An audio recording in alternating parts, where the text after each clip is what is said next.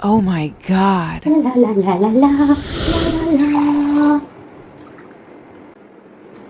Uh-oh.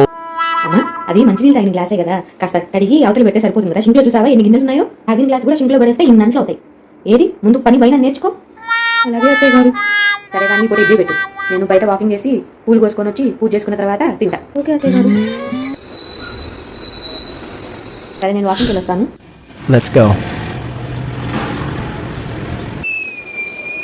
ఇదేంటి మళ్ళీ idli whistle వస్తుంది? ఇందాకేగా నేను వచ్చేటప్పుడు ఇడ్లీ అయినాయి, మళ్ళీ సౌండ్ ఎక్కడి నుంచి వస్తుందబ్బా? పక్క వాళ్ళ ఇంట్లో గోవిందా గోవిందా, ఏంటి మళ్ళీ సౌండ్ వస్తుంది? ఇడ్లీ సౌండ్ ఏంటి ఇన్నిసార్లు వేస్తుంది? అత్తయ్య గారు ఇడ్లీ మనం ఉన్నది నలుగురే కదా, 4 ప్లేట్లు వేస్తే సరిపోతుంది కదా, 4 సార్లు స్టవ్ మీద పెట్టావు ఎందుకమ్మా? మీరే కదండి అన్నంటూ చేయొద్దన్నారు, అందుకే నేను దీనికే వేసి ఉంచా ఇడ్లీలు, అందుకే 4 సార్లు స్టవ్ మీద పెట్టాల్సి వచ్చింది. ఇంతకీ నువ్వు తిన్నావా? తినేసాను అత్తయ్య గారు. మరి ఇంట్లో నువ్వు తిన్న ప్లేట్ లేదేంటి? మరి అత్తయ్య గారు ఇన్ని ప్లేట్లు ఎందుకులే అని నేను తిన్న ప్లేట్ని పిలిచి మీకు పెట్టించా ఇడ్లీ. గారు ఇప్పుడు ఎలా ఉంది మీకు? డాక్టర్ కొద్ది రోజులు రెస్ట్ తీసుకోమన్నారు కదా.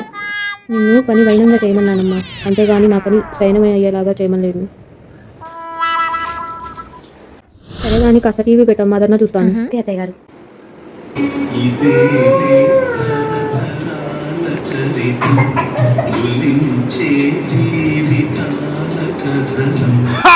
Goodbye.